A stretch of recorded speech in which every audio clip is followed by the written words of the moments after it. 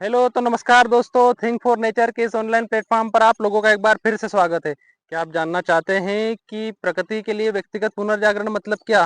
तो बने रहना इस वीडियो के लास्ट तक। तो दोस्तों, प्रकृति के लिए पुनर्जागरण यानी एक युद्ध है जो कि हमारी इस भोगी प्रवृत्ति के विरुद्ध है। तो साथियों, इस युद्ध में हमें क्लाइमेट चेंज या ग्लोबल वार्मिंग नहीं सुधारना है, परंतु अपने ही स्तर पर हमें लोकल वार्मिंग सुधारना होगा। अब आप सोच रहे होंगे कि लोकल वार्मिंग कैसे सुधारे? तो साथियों, लोकल वार्मिंग सुधारना बहुत ही आसान है। तो जैसे कि आप अपने गांव, नगर या मोहल्ले में स्वयं या फिर 4 से 5 लोगों की टीम बनाकर प्रति महीने 20 से 25 पौधे लगाने का एक छोटा सा लक्ष्य रखें और घरेलू अपशिष्ट का प्रबंधन करते हुए उसका जैविक खाद बनाएं और उसी खाद का उपयोग उन्हीं पौधों की देखभाल में करें। और साथियों, आप अपने स्तर पर सिंगल यूज प्लास्टिक के उपयोग को पूर्णतः प्रतिबंधित करें। जैसे कि आप कहीं डेयरी प्रोडक्ट लेने जा रहे हैं तो घर का बर्तन ले जाएं, कहीं बाजार सब्जी लेने जा रहे हैं तो घर से कपड़े का थैला ले जाएं। और बात करें तो साथियों, आप भी जानते हैं कि जो अभी बारिश होने वाली है, तो बारिश का पानी एक बार गिरने के बाद नदी या नालों के माध्यम से समुद्र में चला जाता है और समुद्र में गया पानी फिर हमारे किसी उपयोग का नहीं रहता। तो क्यों ना जल है तो कल है, इस भावना को प्रगाढ़ करते हुए हम रेन वाटर हार्वेस्टिंग को बढ़ावा दें।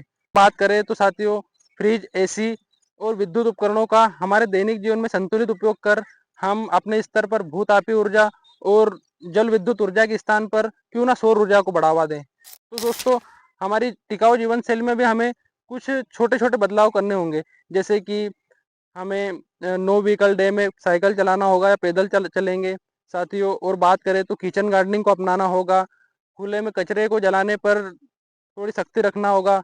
और साथियों, बात करें तो एक परिवार एक पेड़ मुहिम भी चला सकते हैं और अपने बच्चों की नींव को मजबूत करने के लिए प्रकृति के प्रति उनकी भी एक छोटी सी प्रकृति सेना बनाएं। तो दोस्तों, हमारे इन अथक प्रयासों से हमने अपने स्तर पर अगर लोकल वार्मिंग भी सुधार लेना, तो मैं आपको गारंटी देता हूँ कि एक न एक दिन वैश्विक स्तर पर ग्लोबल वार्मिंग या क्लाइमेट चेंज अपने आप परिवर्तित हो जाएगा। तो दोस्तों, हमारी सरकारों ने वैश्विक स्तर पर ग्लोबल वार्मिंग को लेकर और क्लाइमेट चेंज को लेकर कई एजेंडा और कई सम्मेलन किए।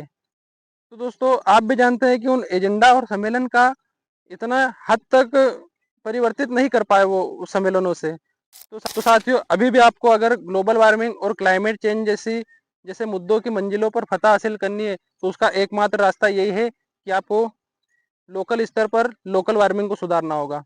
साथियों, अगर अभी भी आपको लगता है कि ये कार्य करना कठिन है, तो मैं आपको मिलाना चाहूंगा प्रकृति संरक्षण के ऐसे अग्रदूतों से जिन्होंने अपनी व्यक्तिगत जागरूकता, कठोर परिश्रम और दृढ़ निश्चय से प्रकृति के लिए अनेक कार्य किए। जैसे कि मिलिए असम के एक जनजाति कस्बे के रहने वाले भारत के फॉरेस्टमैन जादव पेयोंग जी से, जिन्होंने महज 16 साल की उम्र से अपनी स्थानीय समस्याओं को देखते हुए पेड़ लगाना शुरू किया, जिसका परिणाम आज उन्होंने 550 हेक्टेयर से भी अधिक जंगल खड़ा कर दिया और असंख्य वन्य जीवों के रहने का कारण बना वो जंगल।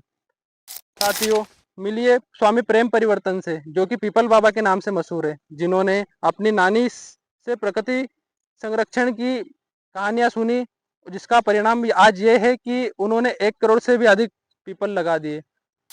तो मिलिए मध्य प्रदेश के सोलरमैन चेतन सिंह सोलंकी से, जो कि मध्य प्रदेश के खरगोन जिले के एक छोटे सा गांव भिकन गांव के स्थानीय है, जिन्होंने यूरोप से सोलर तकनीकी सीखी और जिनका लक्ष्य यही है कि भारत को या मध्य प्रदेश के अनेक गांवों को सौर ऊर्जा में आत्मनिर्भर बनाना।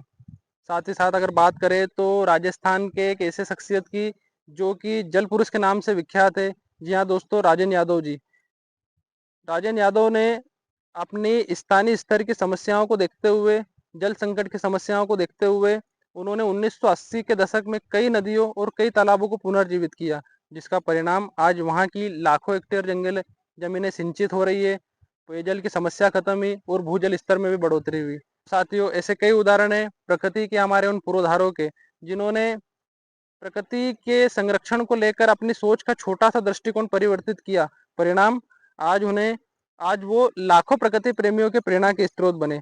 तो साथियों, अंततः आपसे इतना ही कहना चाहूंगा कि प्रकृति को आप संसाधन नहीं संबंध की तरह देखें, उपभोग नहीं उसके साथ सह अस्तित्व की भावना की ओर जाएं। साथ ही साथ मैं और प्रकृति एक हैं, इस भावना को प्रगाढ़ करते हुए आप जीवन यापन करें। तो दोस्तों ऐसे प्रयासों से एक न एक दिन हम ग्लोबल वार्मिंग और क्लाइमेट चेंज जैसे मुद्दों से आसानी से लड़ सकते हैं। तो यही रास्ता है दोस्तों, यही रास्ता है ग्लोबल वार्मिंग को सुधारने का, यही रास्ता है क्लाइमेट चेंज को सुधारने का, यही रास्ता है पर्यावरण प्रदूषण को सुधारने का। तो दोस्तों आई होप कि आपको ये वीडियो पसंद आया होगा। अगर हाँ तो एक बार फिर से मैं आपको कहना चाहूँगा कि अगर आप इस चैनल पे नए हैं तो प्लीज़ इस चैनल से जुड़िए। ये प्रकृति संरक्षण की दिशा में ले जाने वाला एक छोटा सा परिवर्तन है। आओ मिलकर हम प्रकृति बचाएं। धन्यवाद दोस्तों।